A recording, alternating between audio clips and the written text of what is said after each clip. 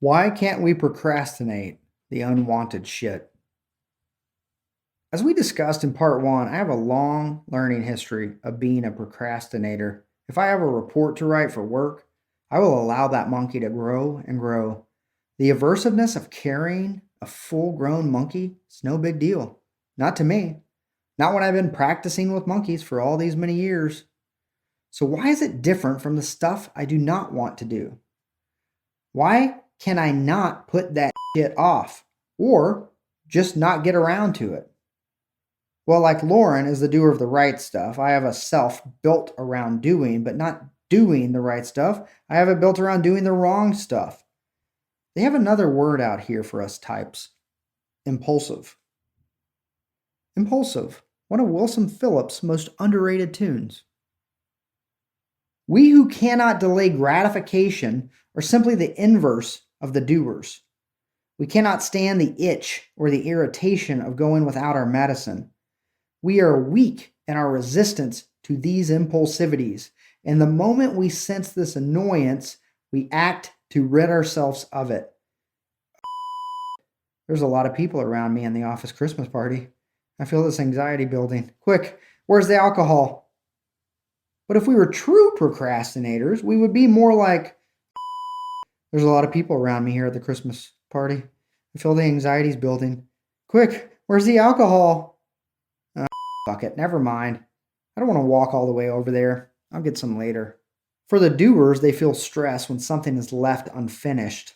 For us impulsivers, we hate the feeling of withdrawal, and we are too weak in this arena to delay our doing. Weak, having no learning history or very little support.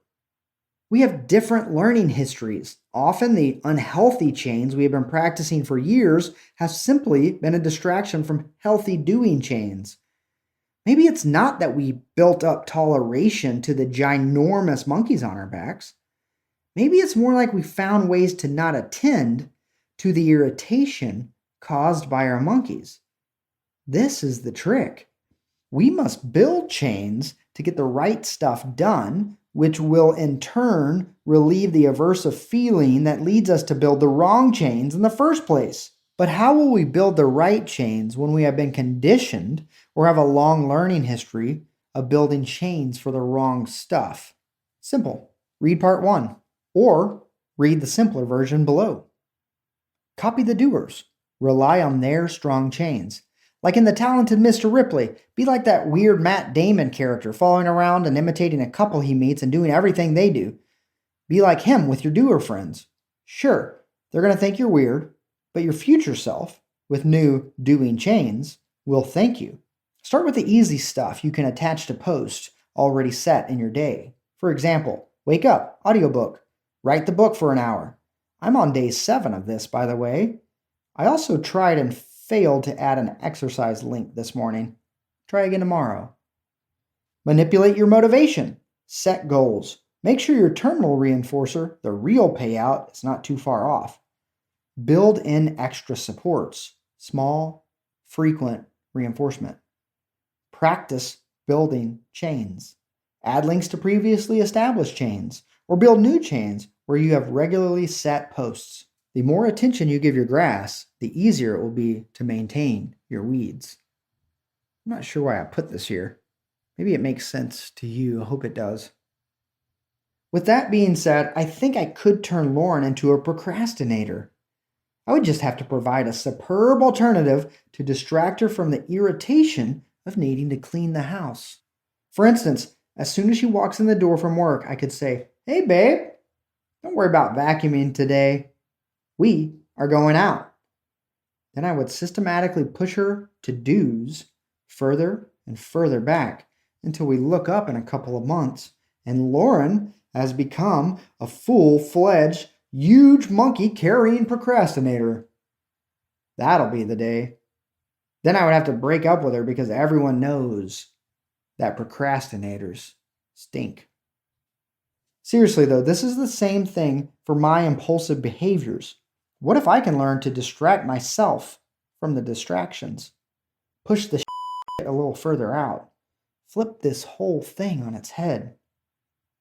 I could practice tolerating the feeling I have for delaying a cup of coffee, a dip, smokeless tobacco, or going weeks without a beer by finding other things to attend to or distract me from the irritation of not doing. Wow, I think I can do this thing. I think we can do this thing. No, not you, Steve. It's not in your genes. I'm talking to the reader. If I'm being honest with you, which by now you know that I am, I must admit I've already done this. I've done this many times. Sure, I put off the wrong shit for the right shit in my past. Last spring, when I was hoping to join the Air Force Reserves and be the oldest rookie pararescueman in the universe, I didn't drink for weeks. It might have been a couple months. I don't remember exactly. I never thought twice about it. I was also exercising a couple hours every day, trading those manufactured chemicals for some natural ones. However, when the right chain became too weak to maintain, i.e., some douchebag recruiter screwed up my dates and I was too old to get in, then that chain fizzled. This was the one time in my life, by the way, that being a procrastinator let me down.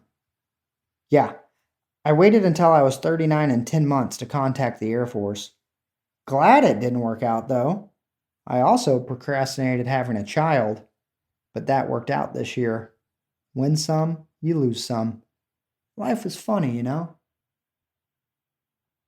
Once again, the purpose of writing this book is to learn to build the right chains with the right links, such as daily exercise, that will not stop in a couple of months after the race has ended. The purpose is not to deconstruct my wrong chains only to have them reappear when the right chains fall away.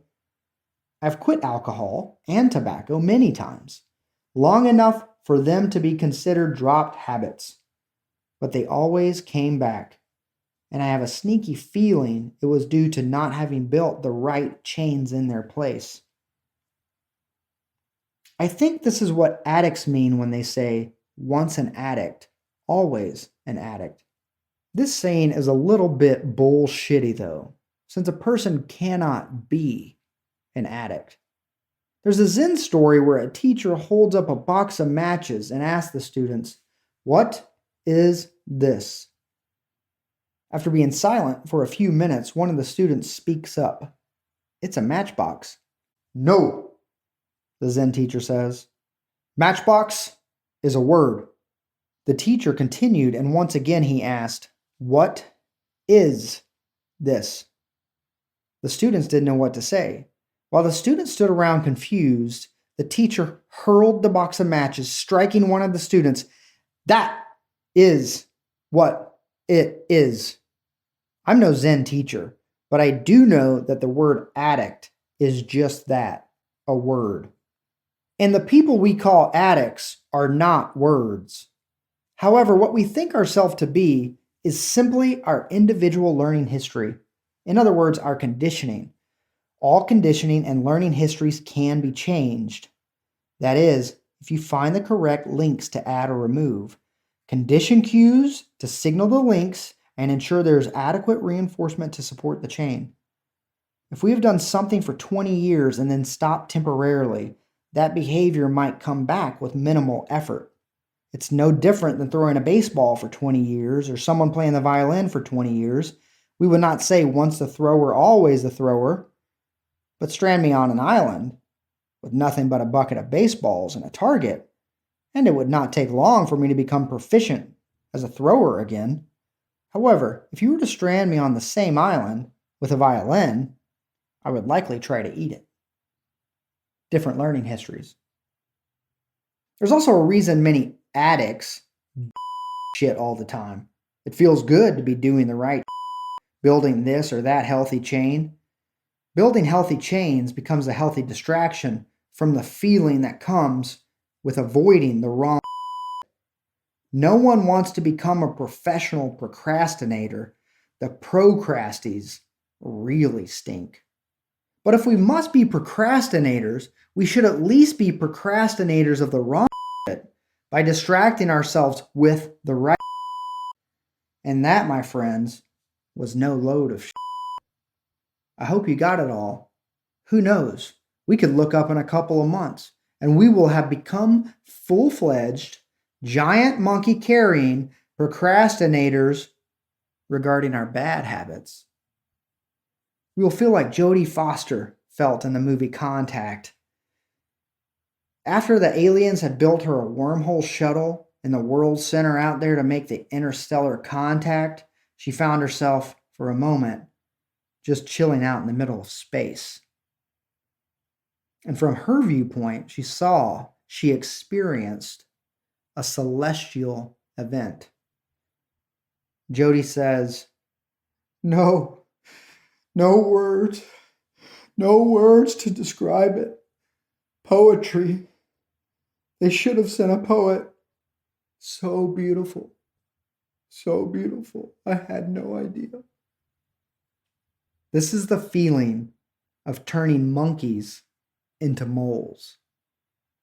We will no longer have time to think about distracting ourselves with manufactured chemicals because we will have too much to get done.